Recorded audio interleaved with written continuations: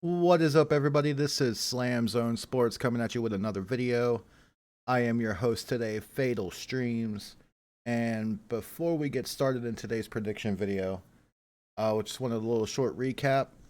Sorry that we have not been posting here recently. Over the past week or so, we have been very inconsistent with our posts. I want to assure you and, reassure you that we are going to be back on a normal schedule here at SlamZoneSports going forward, posting 3 to 4 times a week. You will get a review after every Monday, every Wednesday, every Friday, and any given Saturday or Sunday. Again, I apologize to our most active listeners, our most active viewers. Been going through a process and we're getting back on track. All right, so let's get into today's video. We're going to be talking about WrestleMania 39, the showcase of Immortals taking place April 1st, night 1, April 2nd, night 2, only on Peacock and WWE Network, anywhere else. So I've got a little fight card here kind of pulled up, and we're going to kind of give our 2 cents and prediction here in this video. Now this isn't every single match that has been announced yet and going to be on the card, but we can go ahead and give our kind of prediction now and then kind of fill in the comments later on. So first up, the prediction for the undisputed WWE Universal Championship between Roman Reigns and Cody Rhodes. Now this has been a pretty well-built storyline, I would say. It started off a little bit lackluster because you had Cody Rhodes come out. He was entrant number 30 in the Royal Rumble. He won, which was kind of a given. They kind of telegraphed that one. And of course, he's going to face Roman Reigns at WrestleMania. My prediction for this one is going to be Cody Rhodes. I think they're really pushing the storyline of they want to break up the bloodline. And the only way to do that at this point, I feel like, is everybody loses their titles. They kind of have a big, huge disagreement in the bloodline and it splits. So, for the undisputed WWE Universal Championship, I'm going to go with Cody Rhodes. Next up, we have the WWE SmackDown Women's Championship between Charlotte Flair and Rhea Ripley. Rhea Ripley is hot stuff right now. Charlotte is a 14-time women's champion. You can't take anything away from her for that. She definitely has the Flair name, the backing behind that. But Rhea Ripley is a really hot product right now. She's really over. Everybody's loving the way she's kind of taking control of the Judgment Day in her own way. I don't agree with the whole thing she's doing with Dominic Mysterio, but I mean, they got to try to bring up Dom and, push him too, and give him a decent storyline, because otherwise you don't put him with anybody. I don't feel like his storyline does as good as it is now. So with that being said, I think our prediction here at SlamZoneSports is going to be Rhea Ripley that takes this win. Charlotte Flair is known to come in and pick up titles and then later on lose them, trying to bring up younger talent and therefore add another title reign to her long list that she's already won, because she's trying to hit 16. I mean, let's not, it's pretty obvious at this point she just is trying to hit 16 and even maybe surpass her dad and go to 17 women's titles. And yeah. Next up, we have the WWE Raw Women's Championship, Bianca Belair versus Asuka. Asuka's new turn and her new character is absolutely awesome. I think we really needed this out of Asuka. She is very dominant, very devious, and I'm liking seeing the aggression out of Asuka finally again. When she first burst onto the scene here in WWE, she was undefeated in NXT. She carried that. She relinquished the NXT Women's Championship to join the main roster. She was just a dominating force and everybody loved it. So I'm going with Asuka on this one. Just for the simple fact is I really like the direction that they're going with her in this one, and I think that the aggressive side of Asuka is going to be great. Next up, we have a singles match between Brock Lesnar and Omos. Now, I don't know if they're actually going to scrap this later on or not. There's been rumors, this and that Brock really doesn't want to do it. He may pull out. He may not want to, because this is rumored to be Brock Lesnar's last match here in WWE is going to be at WrestleMania, and then he's going to announce his retirement. So, with that being said, I don't think Omos is a fitting opponent for him. Now, that's just my personal opinion. Now this is more of a prediction video, so that's what we're going to go with. If this is the actual match and they don't change it at the last minute or a week before, I have to go with Brock Lesnar. And the reason why I go with Brock Lesnar is because Omos hasn't done anything. And that's the reason why I don't feel like he should even be in this match, is because Omos hasn't done anything to put himself on a stage as caliber as WrestleMania, the showcase of immortals, the show of shows. You know, this is the place that everybody goes to really make a name for themselves. I don't feel like Omos is ready for that. You know, put him in another title match, or, you know, you could have put him up against Gunther instead of making it a triple threat match. But I digress. I'm going with Brock Lesnar on that one. If that's the real match, it's going to be a clean cut. That's not even a prediction at this point. That's a spoiler. To adequately take some words from Paul Heyman, that is not a prediction. That's probably a spoiler. If that's really the match, Brock Lesnar's going to go in. He'll get beat up a little bit, you know, by Omos. Omos will show his dominance a little bit. Brock Lesnar will hit him with an F5 and it'll be over. And that'll be that. Next up, we have the Intercontinental Championship that has just been turned into a triple threat via Friday Night SmackDown, with the singles match between Sheamus and Drew McIntyre. It was supposed to name the number one contender. It was supposed to be a singles match at WrestleMania for the title. But Gunther and the boys, they got involved, and DQ happened, and so you have Adam Pearce saying it's now triple threat. With that being said, I think they're going to push Gunther on this one. I think you're going to see Sheamus and Drew McIntyre team up at the beginning. Because it's a triple threat, there's going to be no DQ rules. So you're going to see Imperium get involved. You know, that's just going to be a given. They're going to get involved. There's going to be a little bit of shenanigans here and there. But I believe what you're going to see is Drew McIntyre and Sheamus try to team up at the beginning and take out Gunther, take out Imperium, try to take them out of the equation at the beginning too. But at the end, I do feel like the greed of the championship is going to divide Drew McIntyre and Sheamus and therefore conquer them. You know, it'll be that division that conquers them and doesn't make it able for either one of them to win. So you'll have Gunther and the Imperium. The numbers game will come up, and Gunther will be still your Intercontinental Champion.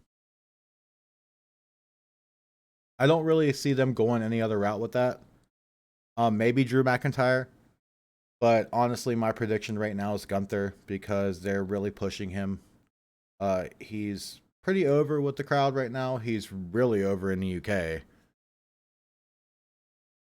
But yeah, I think I'm going to go with Gunther on that one. Next up, we have the United States Championship. Austin Theory versus the face that runs the place, John Cena. Now, there's been little build up for this. John Cena came out on the Go Home show for his hometown, you know, and he came out to the ring and immediately was interrupted by Austin Theory. We all seen this one coming.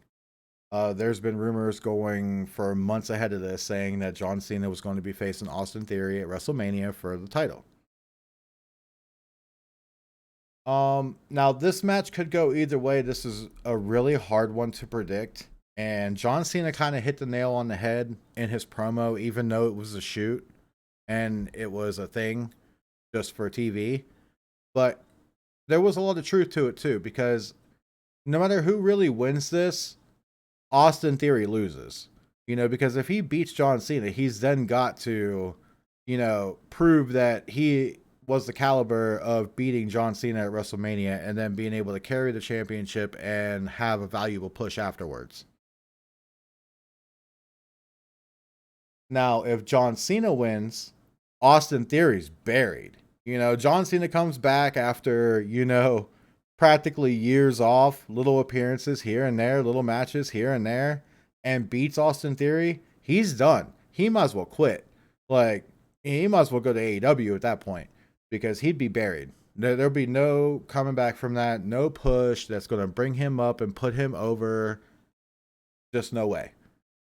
That given said, I'm going to give my prediction based off of a fan, and I want John Cena to win it.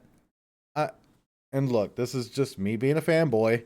I like John Cena. I think he brought a lot to the WWE product when he was in his prime. But I would also like to see John Cena hold that title again. The United States Championship is the title that made John Cena famous, per se. Like, that was the first title he made into a spinner, and that was the first time he created the whole little chain gang thing, and it was really over. He sold a ton of merchandise. Everybody was a part of the chain gang, So, my personal fan prediction is going to be John Cena. If I was going to go on a wrestling standpoint and give just a sports analysis style prediction, I go with Austin Theory. And I know that makes me sound 50-50, but as a fan, I want to see John Cena win. As in a sports analysis person, a podcaster, I want to see Austin Theory win because I want to see what direction and what storylines WWE is going to give him and what is he going to do with a win like that. Okay, so moving on, Seth freaking Rollins versus Logan Paul. I got Seth Rollins for this one. Plain and simple, I don't like Logan Paul. I don't feel like we need Jake Paul in WWE. I don't feel like that is a good idea. Yes, it will sell tickets. Yes, it will put asses in seats. Yes, it will draw viewership. But I don't feel like that product needs to be overrun by people like the Pauls.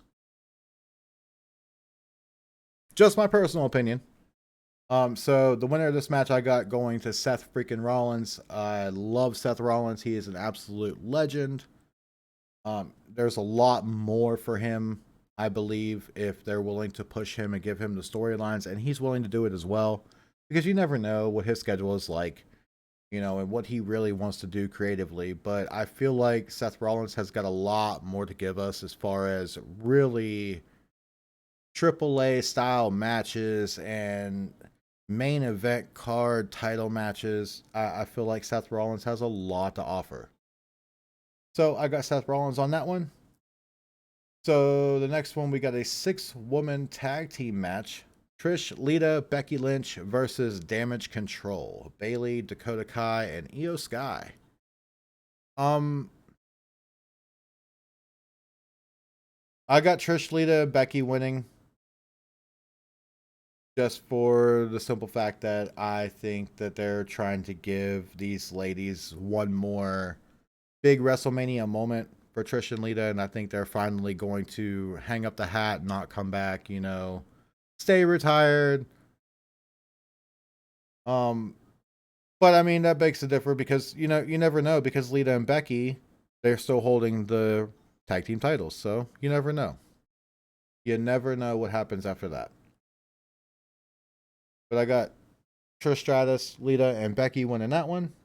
And next up, last but not least, on this prediction fight card that I have pulled up here, Edge versus Finn Balor in a Hell in a Cell. Now, this is rumored to be the be all end all, the final chapter of the saga between Edge and the Judgment Day as a whole. You know, that he's faced them all at this point. You know, he's fought Dominic, he's fought Rhea with his wife. You know, he has beat up Damian Priest, and now it's him and Finn Balor in a Hell in a Cell match at WrestleMania. Now, Finn Balor did make the comment that Hell in a Cell does bring out his inner demons. Now, that could mean he shows up at WrestleMania as the demon, you know? He'll show up in all the paint and everything, and it'll be cool to see. It'll be a nice cinematic style, but brutal Hell in a Cell match between the two of them. I have Edge winning this because I feel like to end this chapter, to finally, if this is the be all end all match and it finally ends this whole rivalry and saga between the two, you have Edge win this because I feel like Edge wants to do a title push. He wants to go win something. You know, it's been shown with his, you know, wanting to win the Royal Rumble, wanting to go and challenge for the US title, which got, you know, interrupted. And I think he even wants to go after the world title one more time. So I got Edge winning this one for the purpose of it'll be good for his push going forward. If you have Finn Balor win this, it just leaves more story to be told. If you have Balor win this, it's kind of hard for Edge to come back, even being a Hall of Famer and his career that he has behind him. It's hard for him to come back and get a valuable push after that. You know, you have to give him the win at WrestleMania and then strap a title around him later on, give him one final run, and then he's going to retire. And that's probably within the next year, 2 years. I see that out of Edge.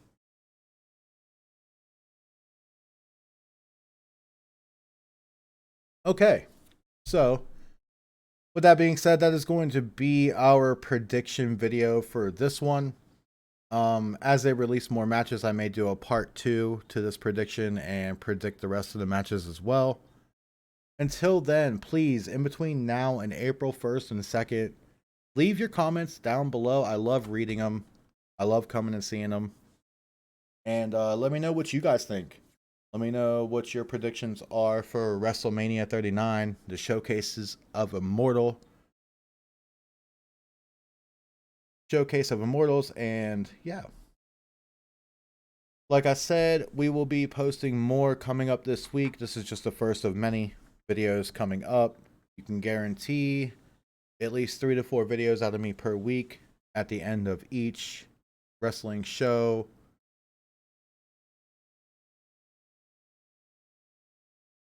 Until then, I appreciate you all for coming in and watching this video, and I would appreciate it even more if you would slam a like button, if you would join the subscriber zone. It is free, and I would love it if you guys would tune in each and every week to listen to what we got to say, and maybe even you become a guest here on SlamZoneSports and give your analysis.